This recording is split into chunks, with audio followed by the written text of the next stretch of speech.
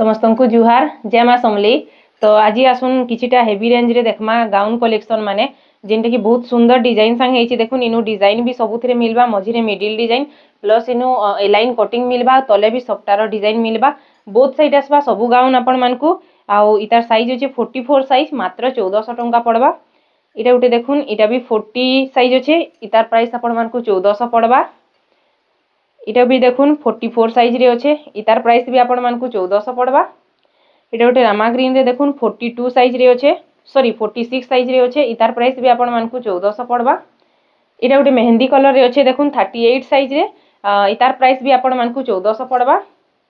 इटा गोटे grey colour रे होचे देखुन बहुत बढ़िया लागुचे, इनो तार डिजाइन हेचे 40 साइज रे होचे, इटा भी 1400 पड़बा। इटा लास्ट वन देखुन रामा ग्रीन कलर रे होचे 38 साइज रे होचे, इतार प्राइस भी आपण मानकू मात्र 1400 टंका पड़बा। सबुथिरे मझिरे सफ्टा डिजाइन रहबा, आउ इनो एलाइन कटिंग भी रहबा, तले भी सफ्टार काम रहबा। तो आजर गाउन रो कलेक्शन केनता लागला जे कमेंट्स करी बताबे। भल लागिथिले लाइक शेयर सब्सक्राइब टी करबे, फॉलो टी करबे। जुहार जय माँ समली।